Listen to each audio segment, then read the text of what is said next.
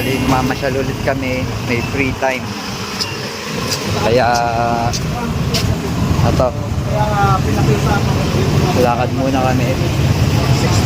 Then maghanap kami ng souvenir. Well, merenda tayo muna tayo, ice cream.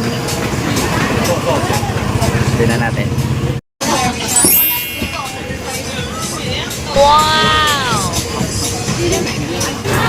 Kahit maulan dito, ice cream pa rin.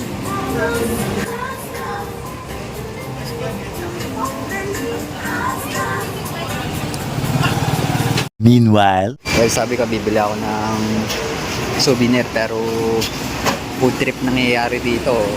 Kumain kanina kami ng ice cream tapos then ito pizza ng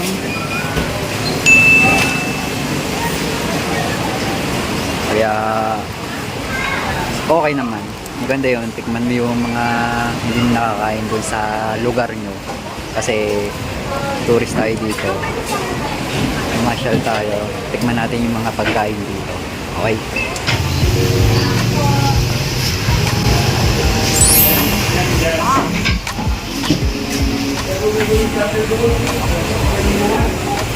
Ito mo yung nagit.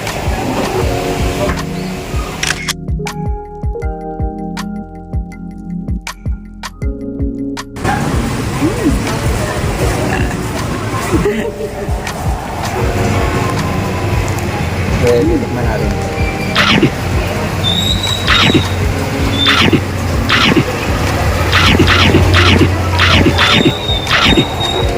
Sarap siya.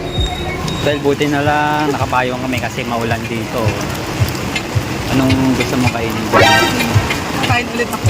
What? Ako yan. 6 stick na tayo.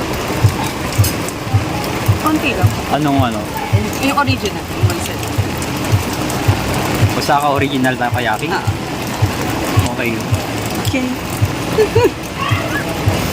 Bibigan, basta ka original takoyaki. Isang order. Yung 6 pieces. 6 pieces. 6 pieces. Dito lang pala ako makakakain ng turo-turo. a few minutes later. Nasa mainit. Takoyaki naman.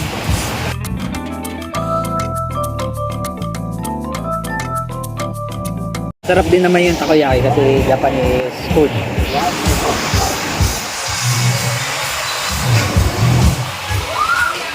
A few moments later. Gala pa rin kami dito sa El Nido.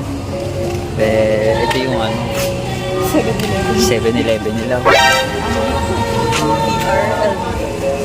Ay, BRL.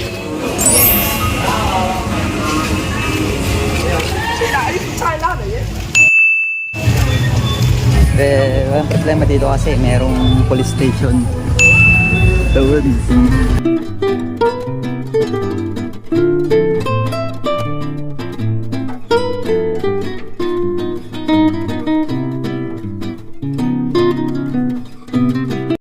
A few moments later. Kaya nabusog na kami.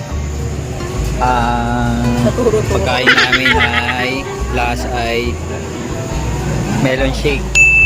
Ito, ang dami nito. Hindi ito kayang ubusin ng isang tao kaya hati na lang kami. Sarap. Fresh melon, not powder.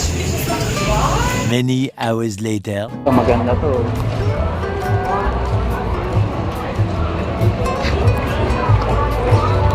Souvenir. Si mama. Yun guys, nakabili kami ng souvenir dito. Ewan ko kung nabudol ba kami, pero mukhang mabait naman. Pero kung niloloko nila kami, niloloko na rin nila yung sarili nila.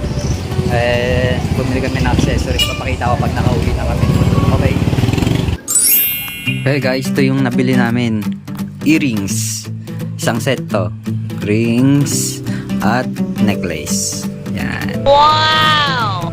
Sabi ni Love, pearl daw to. Ewan ko lang, pero bahala sila kung nanloloko sila. Well, yung pasalubong namin na itinago na muna namin, hindi na namin papakita sa video to dahil para surprise naman sa mga makakakuha. Well, yun lang.